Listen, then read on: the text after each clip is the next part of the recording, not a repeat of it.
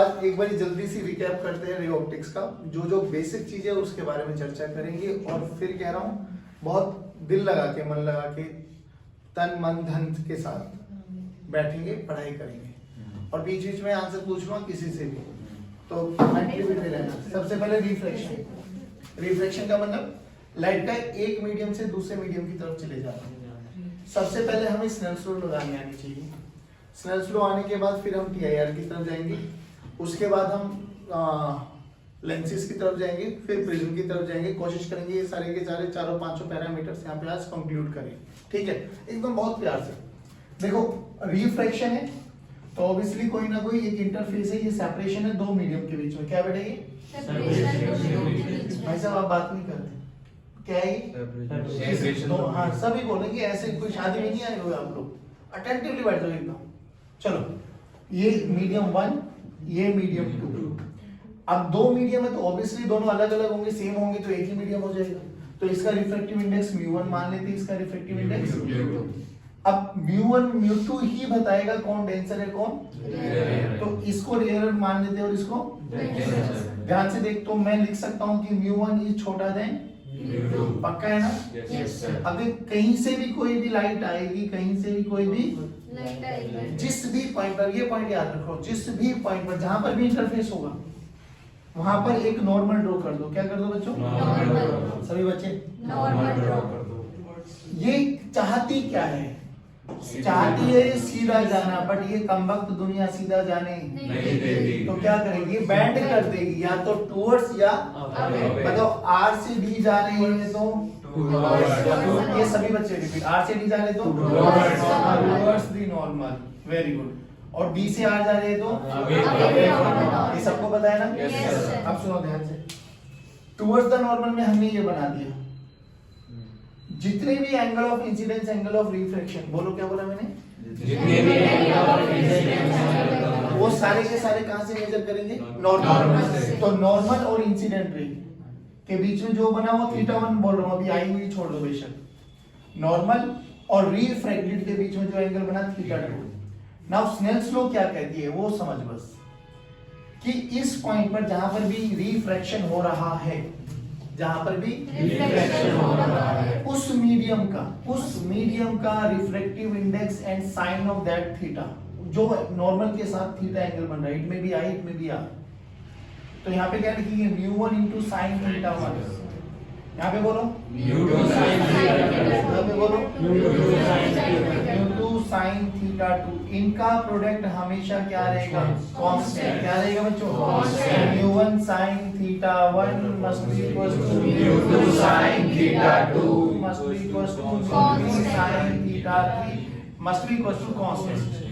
ऐसे n number of medium भी आ जाएंगे, तो हमें बस ये याद रखना, नॉर्मल के साथ जो भी एंगल बन रहा है उसका एंगल, इट में भी आई, इट में भी आर, इट में भी any angle, and refractive index के साथ मल्टीप्लिकेशन करके प्रोडक्ट हमेशा क्या रहेगा? ये स्नेल्स लॉ। अब अगर ये स्नेल्स लॉ खुद सोच के देख, जब लाइट एक मीडियम से दूसरे मीडियम में आती है, लाइट बेसिकली एक वेव नेचर पढ़ चुके हैं हम लोग। तो वेव के बाद तीन चीजें होती है, v this is equal to lambda and 2। v क्या होती है? वेलोसिटी। क्या होती है? लैम्डा। f क्या चीज चेंज नहीं होती मीडियम चेंज, क्योंकि फ्रीक्वेंसी किसकी प्रॉपर्टी है? सोर्स।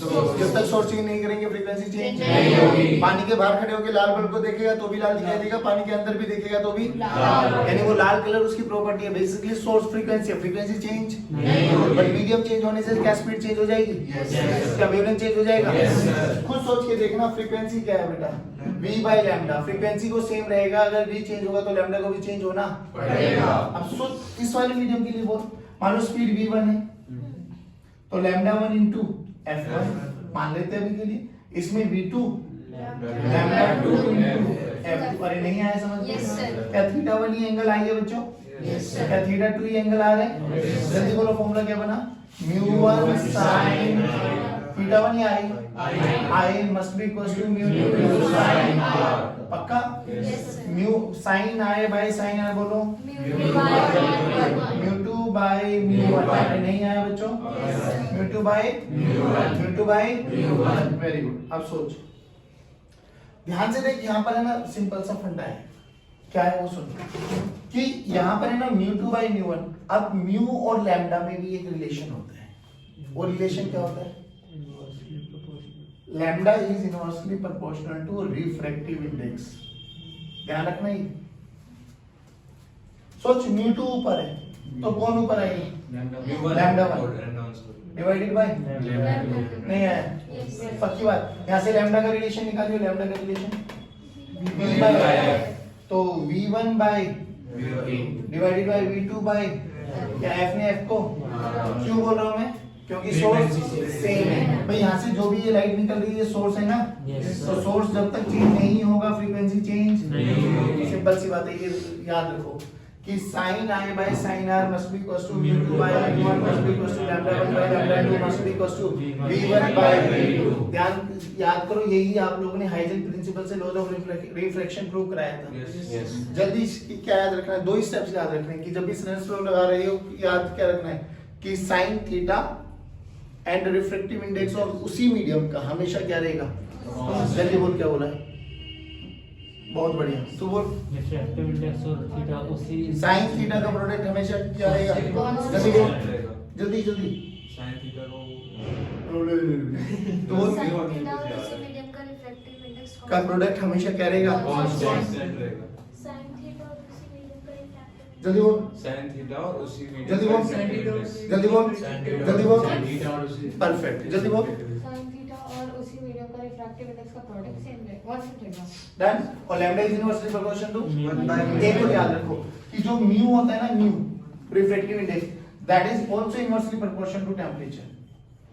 टेंपरेचर बढ़ाएंगे रिफ्रैक्टिव इंडेक्स कम होता जाएगा, टेंपरेचर बढ़ाएंगे रिफ्रैक्टिव इंडेक्स कम होगा। यहां तक समझ में आया? अब रिफ्रैक्शन में एक रिजल्ट चलता है वो समझ, अब वो कब याद करना है कब लगाना है वो भी समझ, कि जब भी रिफ्रैक्शन थ्रू प्लेन सरफेस होगा बच्चों, देखो रिफ्रैक्शन 2 ही सरफेस के थ्रू होगा, या तो प्लेन या curve, that's it. Plane surface के थ्रू होगा ना, तो जो रिजल्ट अभी बोल रहा हूं वो हमेशा दिमाग में बिठा के रख।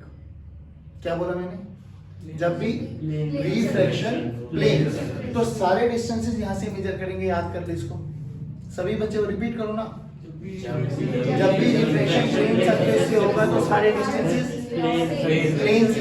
देख कैसे, एक एग्जांपल देता हूं, ट्रेलर देता हूं। हाँ, मान लो आपके पास ऐसा कुछ आ जाए कि एक ग्लास है, ऐसा एक ग्लास सिलेंडर था, उसको सिलेंडर का सरफेस एरिया, देख सिलेंडर ऐसा दिखाई देगा, इसके 4 हिस्से कर दिए, एक हिस्सा निकाल के ये रख दिया, ठीक।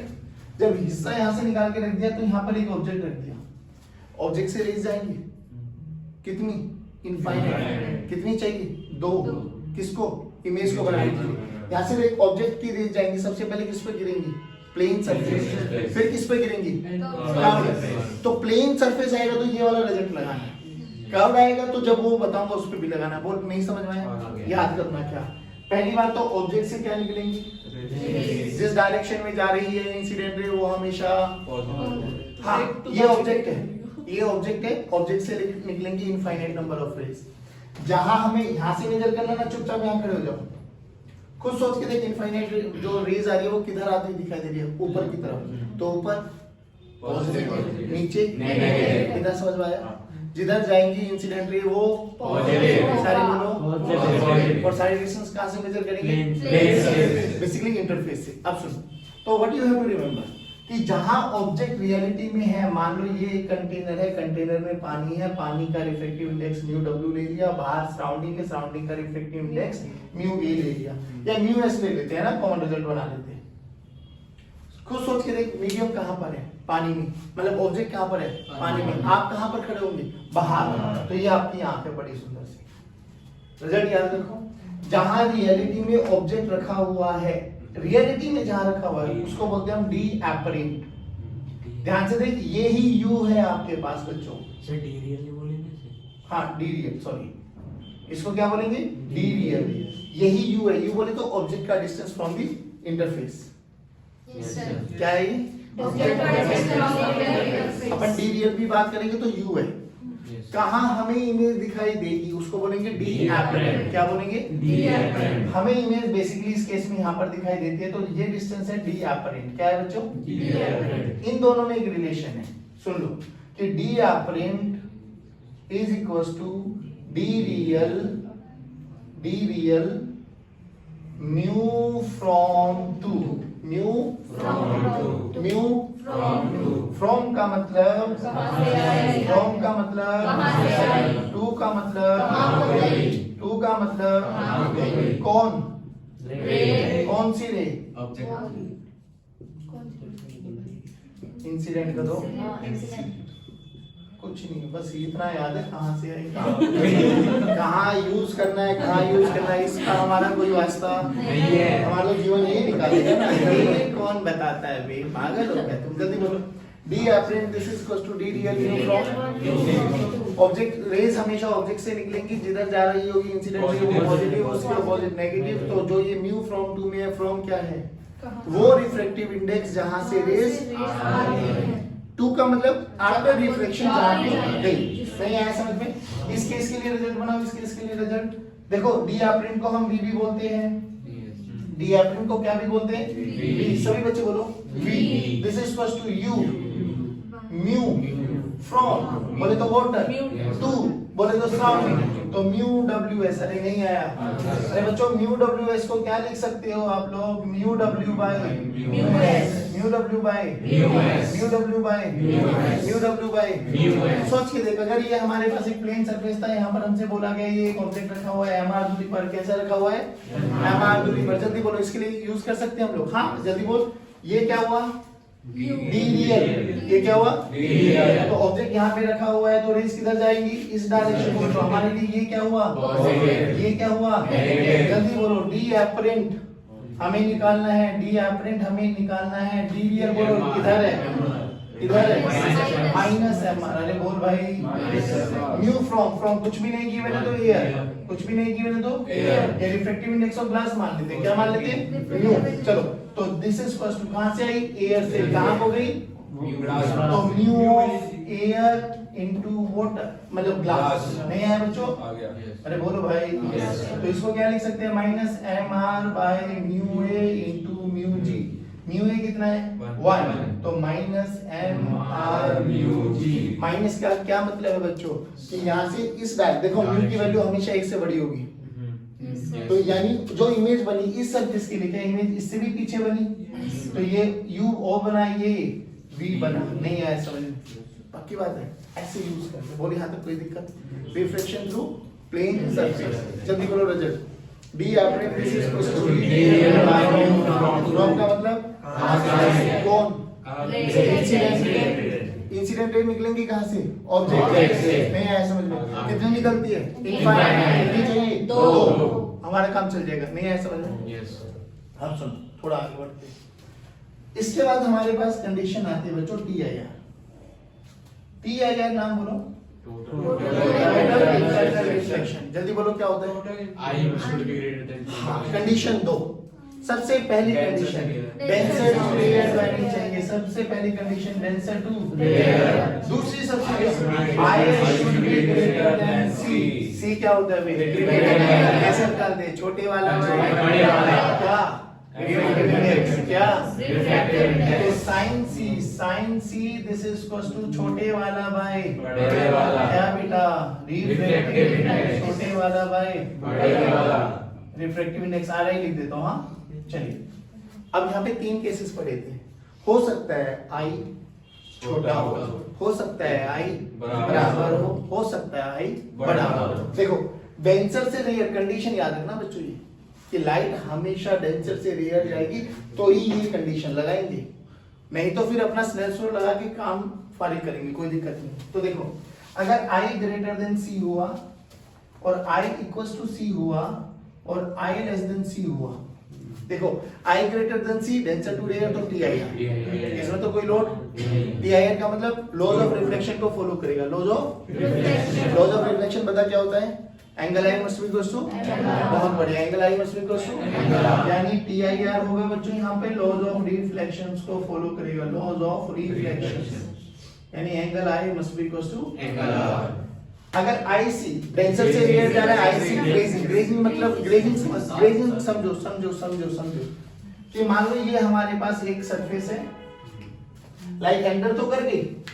अब यहां से निकलना है, तो ये सरफेस हुआ, तो इस सरफेस पे घिसटते हुए निकलेगी, ग्रेज करते हुए, वो कैसा भी सरफेस हो उसी पे ग्रेज करेगी ऐसे।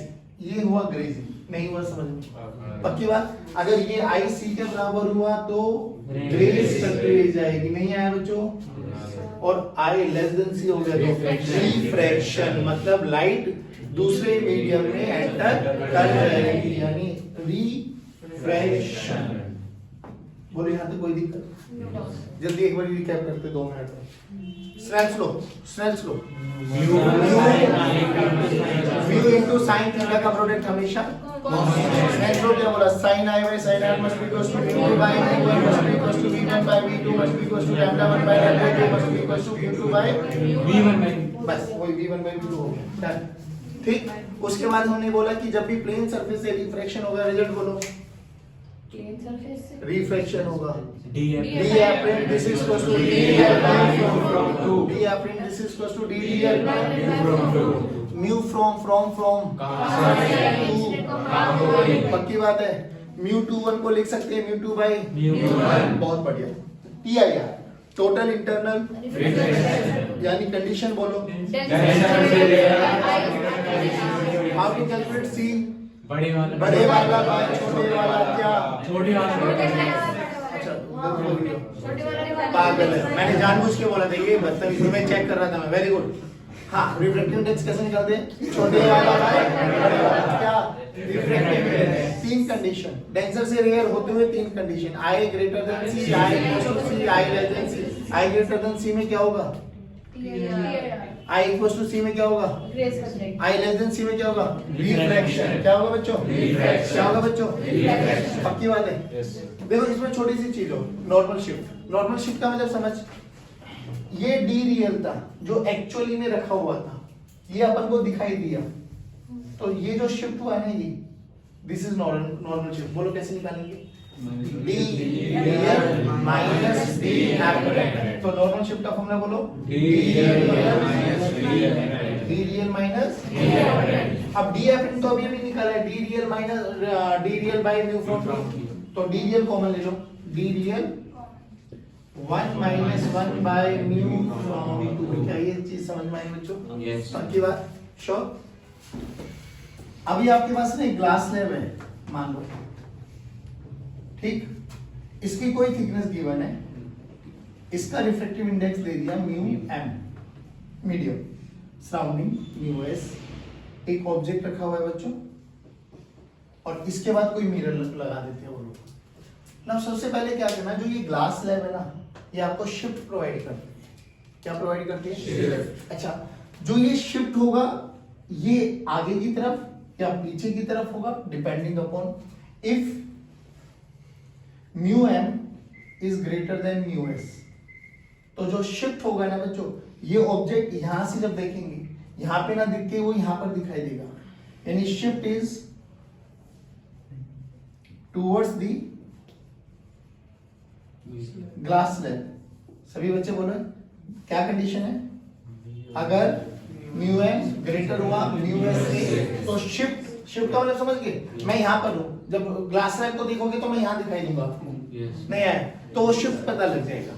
अच्छा, दूसरा केस बोलो, if mu M is less than mu S, तो ऑब्जेक्ट पीछे दिखाई देगा, तो शिफ्ट इज अवे फ्रॉम। अभी प्राची जल्दी बोल, कंडीशन क्या है? mu1 ग्रेटर देन होगा तो shift towards C. Very good, very good, glass slab होगी। बहुत बढ़िया बोलिए बेटे, आगे बोलो। और mu1 छोटा होगा तो away from the glass slab होगी। Very good, 1 minus 1 by mu ms। This is the formula. Shift this is equals to t thickness 1 minus 1 by mu ms। नहीं आया? ऐसा मल्टीपल स्लैब्स आ जाए तो कोई दिक्कत लेने की आवश्यकता नहीं।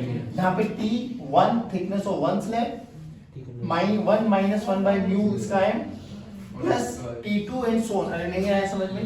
2 3 4 कुछ भी स्लैब ग्लास स्लैब है, सबकी इंडिपेंडेंटली निकालो और ऐड करते चले जाओ, टोटल स्लैब की वो आ जाएगी शिफ्ट। जल्दी बोलो condition. mu m should be greater than, तो ग्लास शुड भी नहीं, म्यू एम अगर बड़ा हुआ तो तो ग्लास मीडियम अगर छोटा हुआ तो, मीडियम अगर बड़ा हुआ तो, छोटा हुआ तो खत्म। बस इसका काम है शिफ्ट प्रोवाइड करना। अब खुद सोच के देख, अगर यहाँ पर एक मिरर लगा दूं मैं, अगर यहाँ पे एक मिरर लगा दूं तो बच्चों मेरे लिए क्या क्वेश्चन बनाइए? सबसे पहले इससे शिफ्ट निकालो, पता लग जाएगा कंडीशन देख के। मान लो ये 3/2 है, ये 1 है, तो कौन सी कंडीशन? ऊपर वाली नीचे वाली?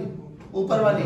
शिफ्ट मान लो 2 सेंटीमीटर का आ गया, मान लो ये यहाँ से यहाँ 10 सेंटीमीटर है 8 सेंटीमीटर की हो गई और 2 सेंटीमीटर ये शिफ्ट आ गई 8। परफेक्ट। तो यहाँ पर हम 8 मानेंगे और यहाँ से यहाँ तक का डिस्टेंस को ही काउंट करेंगे। बात समझ में आ गई? सिंपल मिरर वाला फॉर्मूला लगाएंगे, विल गेट द आंसर। बोलो कोई दिक्कत? पक्की बात है? अब आ जाओ। अब रिफ्रैक्शन होता है कर्व्ड सरफेस से। जल्दी बोलो, refraction through plane surface. Plane surface का फॉर्मूला बोलो।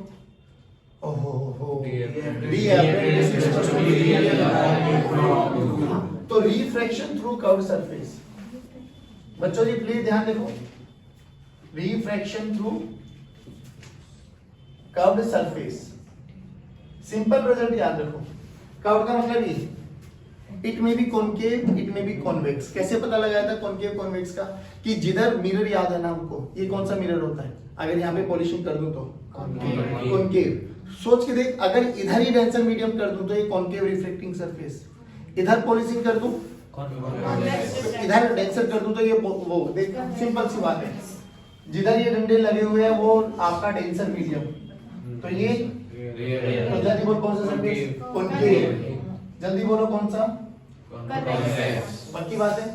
सिंपल सा फंडा क्या याद रखना है आपको? इतना कंडीशन देख के ये तो समझ में आ जाएगा ना कि ऑब्जेक्ट कहाँ रखा हुआ है। डेंसर में रखा हुआ है, रेयर में रखा हुआ है ना। देखो क्या याद है, μ2/v minus mu from by u is equals to μ2 minus mu from by r। Okay, यहाँ पे सारे डिस्टेंसेस यहाँ से मेजर किए जाएंगे पोल से। खुद सोच के देख, अगर ऑब्जेक्ट यहाँ रखा हुआ है, ऑब्जेक्ट यहाँ रखा हुआ है, तो यहाँ से निकलने वाली रे इस डायरेक्शन में जाएंगी, तो तुम्हारे लिए ये सभी डायरेक्शन और इधर सारी डायरेक्शन। यहाँ पे ऑब्जेक्ट रखा हुआ है तो यहाँ से ऑब्जेक्ट निकल के रेज निकल के जाएंगे। आपको तो पोल पे खड़े हो जाना है, आपको तो पोल पे खड़े हो जाना है। कर्व सरफेस में डिस्टेंस कहाँ से मेजर करेंगे? पोल। सभी बच्चे बोलो, सभी बच्चे बोलो। कर्व सरफेस में डिस्टेंस कहाँ से मेजर करेंगे? तो जिधर आएगी ऑब्जेक्ट से इंसिडेंट रे उस डायरेक्शन को पॉजिटिव, बाकी सभी नेगेटिव। तो सोच के देख, इसका रेडियस, इसका सेंटर किधर आएगा? इधर, तो रेडियस भी इधर। इसका रेडियस, इसका सेंटर किधर आएगा? इधर, तो रेडियस भी इधर। बस ये ध्यान रखना है कि आपको u, v एंड r को विद साइन रखना है। u, v एंड r को विद साइन रखना है। खत्म। जल्दी बोलो, μ2/v minus mu from by u is equal to μ2 minus mu from by r। एक ही फॉर्मूला, यही रिफ्लेक्शन ऑफ कर्व सरफेस के लिए भी एप्लीकेबल होता है। This is also applicable for reflection through plane surfaces. Reason समझ? r प्लेन के लिए क्या होता है? इंफिनिटी। पुट कर यहाँ पे r 0। तो ध्यान से देख, μ2/v equals to mu from by। अभी ध्यान से देख, u को हम लोगों ने वहां ddl बोला था, v को हम लोगों ने d। सेम रिजल्ट आता है, कोई दिक्कत वाली बात नहीं। पर दोनों रिजल्ट याद हो जाए तो इसमें कोई बुराई नहीं। पक्की बात है? जल्दी बोलो कर्व सरफेस के लिए, μ2/v minus mu from by u is equal to μ2 minus mu from by r। सारे डिस्टेंसेस कहां से मेजर करेंगे? पोल से। जिधर आएगी ऑब्जेक्ट से इंसिडेंट रे वो डायरेक्शन, बाकी दूसरी नेगेटिव। vr को कैसे रखना है? With sign. vr को कैसे रखना है? With sign. नहीं आया समझ में? पक्की बात? अब ध्यान से देखिए, इनके कॉम्बिनेशन से हम बनाते हैं लेंस, और लेंस का यूज करके हमें बनाना होता है लेंस मेकर फॉर्मूला। एक लेंस फॉर्मूला तो वो डायरेक्ट याद करना, 1/v minus 1/u equals to 1/r। uv आपको कैसे रखोगे? With sign. तो लेंस मेकर फॉर्मूला क्या कहता है वो समझ बच्चों। LMF, लेंस मेकर फॉर्मूला, कि 1 फोकल लेंथ। देखो सुनो, मैं बताता हूं, mu of glass by mu of surrounding -1 1/r1 minus 1/r2। ध्यान से देखो, mu glass by mu S -1 into 1/r1 minus 1/r2। r1 और r2 को कैसे रखना है? With sign. r1 और r2 को कैसे रखना है? With sign. सभी बच्चे बोलो, r1 r2 को विद साइन। अब सोच के देखो, अगर कोई सा भी मीडियम नहीं है तो क्या मेरे लिए? Surrounding air. इसको उठा के पानी में डाल देंगे तो फोकल लेंथ चेंज होगी नहीं होगी? बॉस क्या चीज चेंज नहीं होगा? R1 और R2 अरे नहीं आया। सोच के देख 1/F in air is equal to mu G into mu S air का 1 -1 इनटू 1/R1 -1/R2 उठा के लेंस को पानी में डाल दिया तो क्या चीज चेंज हो गया? 1/F चेंज हो जाएगा। रीजन सम क्योंकि म्यू जी चेंज होगा नहीं बट म्यू एस की जगह क्या जाएगा? म्यू एफ म्यू डॉट जो भी आएगा नहीं आया। अरे जल्दी बोलो रे। 1/R1 -1/R2 plano concave plano convex ये सब चीजें हमें आती है, कोई दिक्कत वाली बात नहीं। पक्की बात। अब सुन लेंसेज में हम बात करें प्लेनो कॉन्वेक्स समझ में आता है? एक देखो लेंस की बेसिक कंडीशन क्या थी? एक सरफेस कर्व्ड होना चाहिए, दोनों कर्व्ड होंगे तो भी लेंस एक तो कर्व्ड होना चाहिए। पक्की बात है। दो प्लेन कभी भी दो प्लेन सरफेस कभी भी लेंस वो ग्लास स्लैब बना सकते हैं बट लेंस नहीं बना सकते। ध्यान से सुन। तो लेंस का फॉर्मूला एक और फोकल लेंथ के निकालने का बताओ जल्दी। 1/V - 1/1/F कोई दिक्कत नहीं है। अब सुन बच्चे मेरी बात। जब ये कंडीशन हो गई हमारे पास सारी चीजें, अब हमें बात करनी है यहाँ से पावर के बारे में। हमने उस दिन भी बात करी थी कि पावर के बारे में अगर हम बात करें तो power is nothing but it is reciprocal of focal length. Dioptre में यूज करते हैं इसकी यूनिट, ध्यान रख। फिर हमने बोला था कि यहाँ पर हमारे पास है ना दो फैमिलीज होती है, one is converging family, one is हमेशा ध्यान रख कन्वर्जिंग फैमिली की फोकल लेंथ हमेशा पॉजिटिव, डाइवर्जिंग फैमिली की फोकल लेंथ हमेशा नेगेटिव। तो जो यहाँ से कन्वर्जिंग फैमिली आएगी, कन्वर्जिंग की बोलो जल्दी, कन्वर्जिंग की फोकल लेंथ मतलब पावर पॉजिटिव और डाइवर्जिंग की नेगेटिव, पावर नेगेटिव। कन्वर्जिंग में दो फैमिली आती है बच्चों, converging lens and converging mirror. Diverging में दो आती है बच्चों, diverging lens and diverging mirror. Normally हमारे लिए कौन सा लेंस कन्वर्जिंग है? कॉन्वेक्स। बट क्या कॉन्वेक्स हमेशा कॉन्वेक्स रहेगा क्या? नहीं। सारा खेल इसका है सर, ध्यान से देखो, सारा खेल इसका है। फोकल लेंथ ऑफ कॉन्वेक्स वैसे क्या होती है? पॉजिटिव। क्या होती है? पॉजिटिव। सोच के देखिए 3/2 है, हमने किसी ऐसे मीडियम में डाल दिया जो ये वाली वैल्यू 1 से लेस आ गई। 1 से लेस का मतलब नेगेटिव आया या पॉजिटिव आया? नेगेटिव आया। तो क्या लेंस ने अपना नेचर चेंज कर दिया? तो कॉन्वेक्स कॉनकेव में चेंज हो सकता है, कोई बड़ी बात नहीं है। सोच के देख, अगर ये mu G by mu S का रेशियो 1 आ गया, अगर ये mu G by mu S का रेशियो क्या आ गया? सारे बोलो ना। हाँ 1 आ गया तो ये 0 हो जाएगी, 0 हो जाएगी तो फोकल लेंथ इंफिनिटी हो जाएगी। फोकल लेंथ इंफिनिटी किसकी होती है? प्लेन। अरे नहीं आया रे। तो क्या ये लेंस अपना नेचर डिसअपीयर भी कर सकता है? बिल्कुल कर सकता है। कंडीशन बोलो कि अगर उसका मीडियम उसके जो जिस मीडियम से वो मिलके बना हुआ है, यानी अगर mu G is equal to mu M हो गया तो क्या लेंस अपना नेचर म्यू एस बोल दो इसको, क्या लेंस अपना नेचर डिसअपीयर कर देगा? बहुत सारे क्वेश्चन बने जाते हैं कि एक कॉन्वेक्स लेंस है जिसकी फोकल लेंथ जिसका रिफ्रैक्टिव इंडेक्स 1.5 है, बताओ किस लेंस में रखा जाए कि अपना नेचर डिसअपीयर कर दे? 1.5 नहीं आया समझ? क्या लेंस कॉन्वेक्स लेंस हमेशा कॉन्वेक्स लेंस की तरह बिहेव करेगा? टोटली खेल खेलेगा वो कि किस सराउंडिंग में रखा गया है।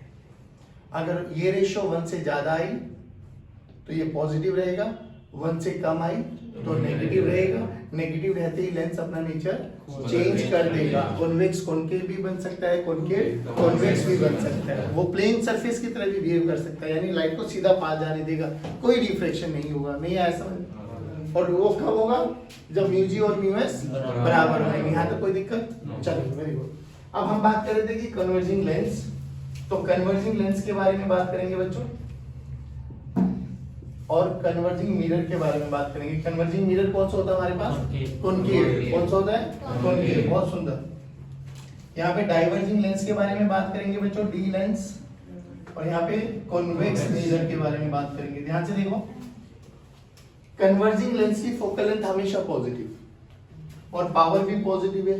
तो रिलेशन क्या है कि जो पावर ऑफ लेंस है दिस इज 1/f है।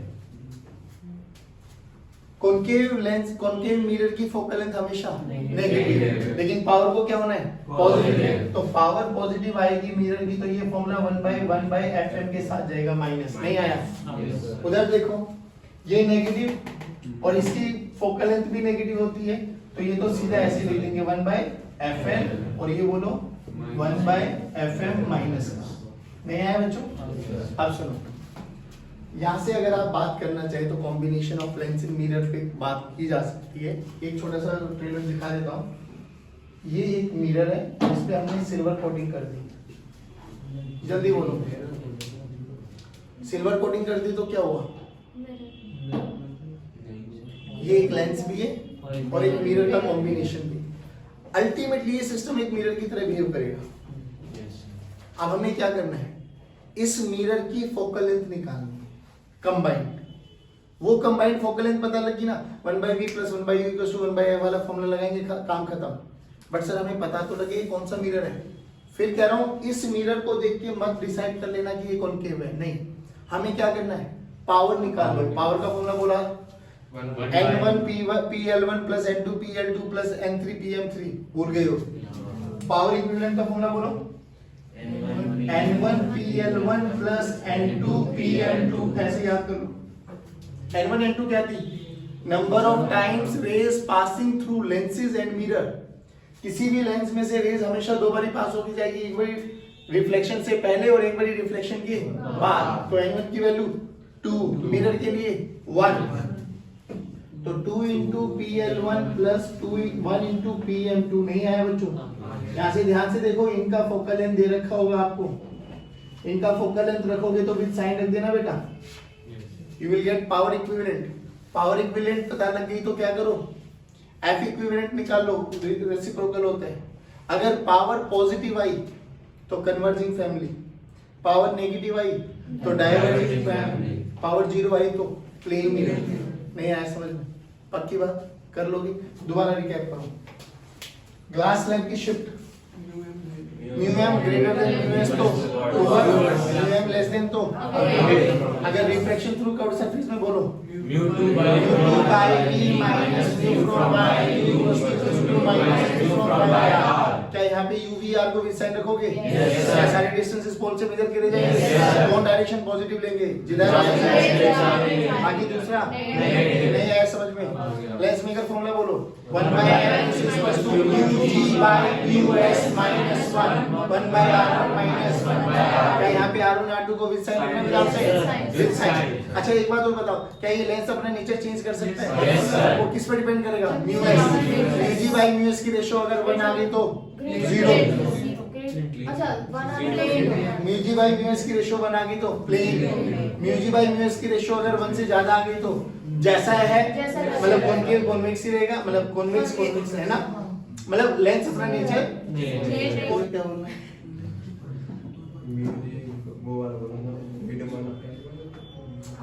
ये रेशियो अगर 1 से ज्यादा आ गई तो कॉन्वेक्स, 1 से कम आ गई तो कॉनकेव, नेगेटिव आ जाएगी तो कॉनकेव, और 1 से ज्यादा आ गई तो पॉजिटिव आ गई तो कॉन्वेक्स। हाँ पक्की बात। पावर 1/f, दो टाइप की फैमिली, कन्वर्जिंग और डाइवर्जिंग। कन्वर्जिंग की पावर हमेशा पॉजिटिव, डाइवर्जिंग की नेगेटिव, प्लेन की 0, प्लेन की 0। पावर का फॉर्मूला बोलो लेंस के लिए, PL = 1/FL। यहाँ पे FL को साइन के साथ रखेंगे, FL FM को सबको साइन के साथ रखना है, आपको ध्यान रखना है इसको, FL FM को हमेशा साइन के साथ। लेंस और मिरर का कॉम्बिनेशन आ जाए तो आपको पावर इक्विवेलेंट निकाल लेनी है। पावर इक्विवेलेंट अगर पॉजिटिव आई, नेगेटिव आई, 0 आई, वो डिसाइड करेगा कि कैसे बिहेव करेगा मिरर हमारा, वो कन्वर्जिंग की तरह जाएगा, डाइवर्जिंग की तरह जाएगा या प्लेन की तरफ जाएगा। और पता लगते ही फोकल लेंथ इक्विवेलेंट निकाल लो। आपको U दे रखा होगा कि ऑब्जेक्ट कहाँ पे रखा हुआ है, F आप निकाल चुके हो, क्या रह गया निकालना? V। तो 1/v + 1/u = फॉर्मूला लगाएंगे, विल गेट द आंसर। नहीं आया समझ में? पक्की बात।